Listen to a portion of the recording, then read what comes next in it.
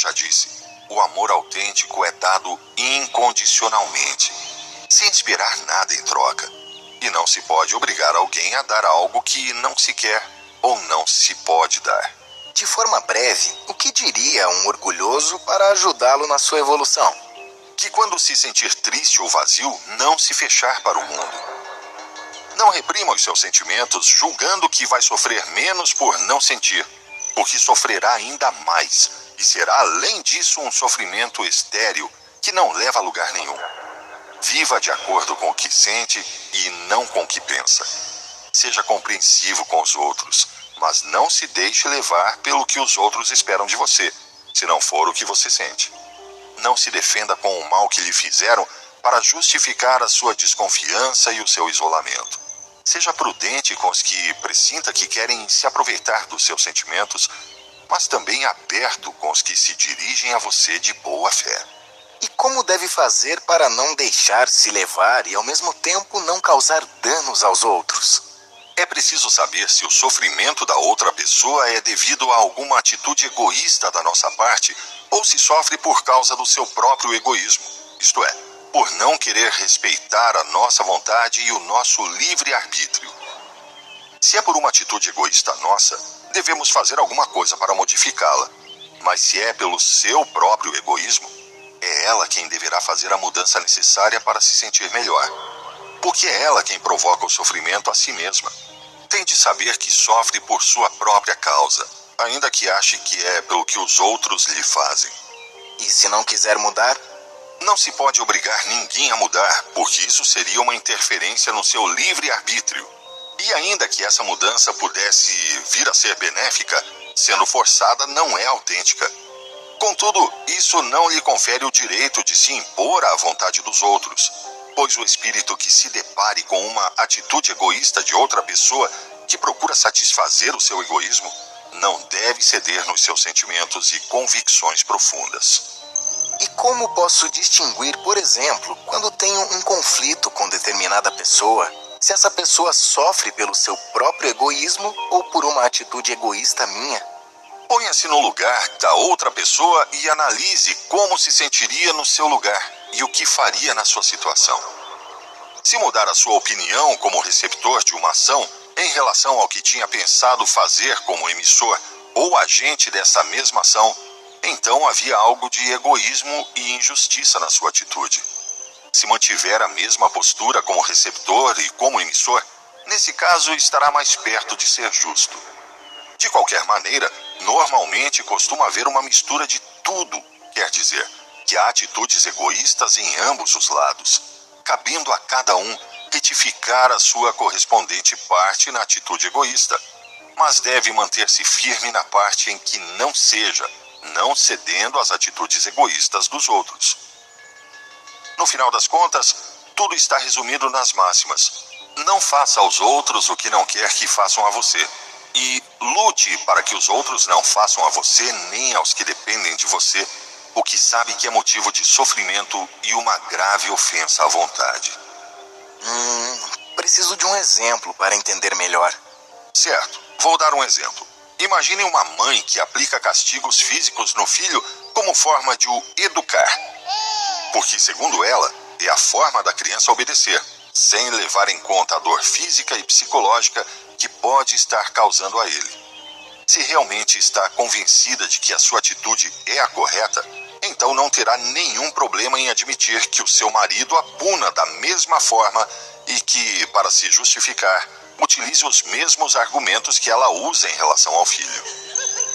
Mas por que acontece que ela, como todo mundo, sofre quando batem nela? Certamente essa mulher se queixará amargamente da sua relação com o marido e, com certeza, não aceitará que o seu marido a continue a castigar assim, já que sofre terrivelmente com isso. Essa mãe deverá se dar conta do que sofre quando o seu marido a castiga e que seu filho também deve estar sofrendo na mesma medida quando ela o castiga. E se quiser ver a realidade e aprender com ela, chegará à conclusão de que o fato de bater é ruim por si só, porque provoca sofrimento e não há motivos que o justifiquem. Qual é a solução para essa mulher? renunciar ao uso da violência contra o seu filho, porque dessa maneira vence o seu próprio egoísmo, a sua ânsia de submeter à força à vontade de outro ser mais vulnerável, e ao mesmo tempo lutar por se libertar da opressão do marido agressivo e egoísta que violenta o seu próprio livre-arbítrio. Se o agressor sofre por perder a sua vítima, não é porque a vítima lhe provoque qualquer dano, mas sim porque não quer renunciar ao seu desejo egoísta de submeter à força a vontade de outro ser.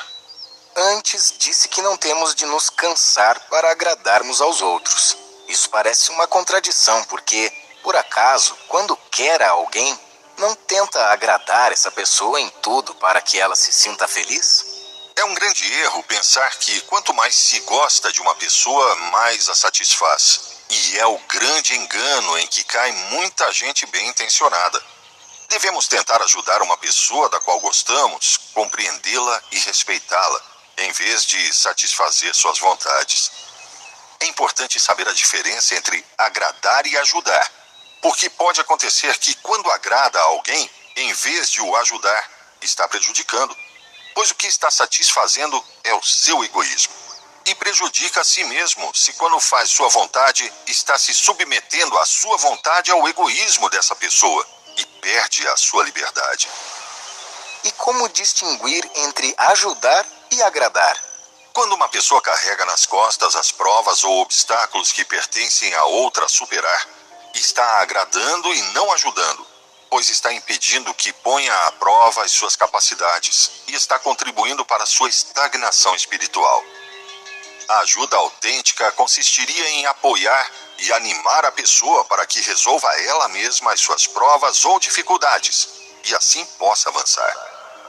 Pode dar um exemplo que esclareça a diferença entre ajudar e agradar? Sim. Imagine duas crianças da mesma classe, as quais o professor manda fazer deveres escolares em casa. Para ambas as crianças, fazer os deveres é enfadonho, porque prefeririam passar todo o tempo brincando e tentam se esquivar disso. Imagine que o pai da primeira criança, para evitar esse contratempo ao filho e para que este não enfrente as consequências de ir para a escola com os deveres por fazer, decide fazê-los no lugar do filho, enquanto este continua brincando tranquilamente. O segundo pai opta por se sentar com o filho e ajudá-lo, de forma que seja a própria criança quem os cumpre, ainda que isso signifique que pare de brincar por bastante tempo. O primeiro pai é o que agrada ao filho, porque realiza as tarefas que ele considera tediosas, mas não o ajuda, pois os deveres de casa são uma dificuldade que cabem ao seu filho ultrapassar e que é necessária para seu aprendizado.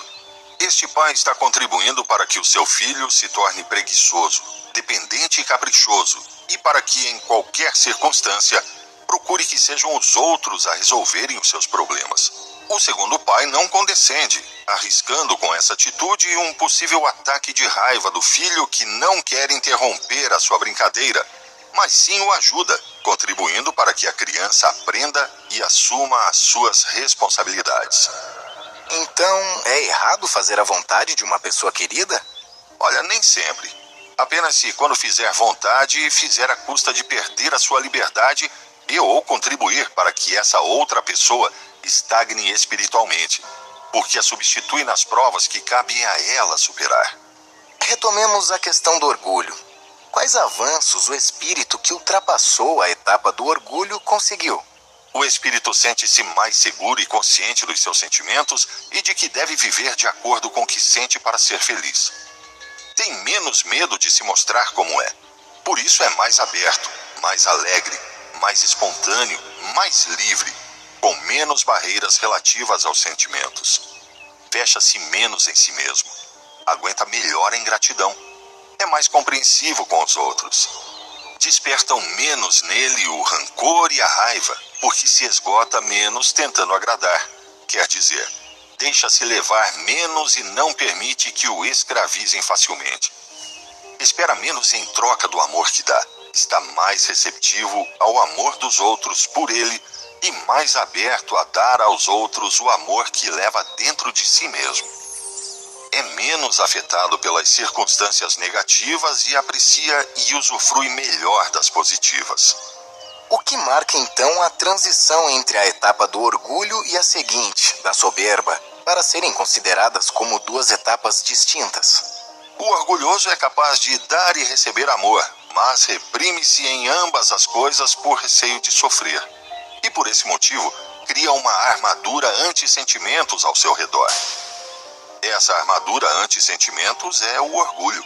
A eliminação quase completa dessa armadura marca a transição para a etapa seguinte.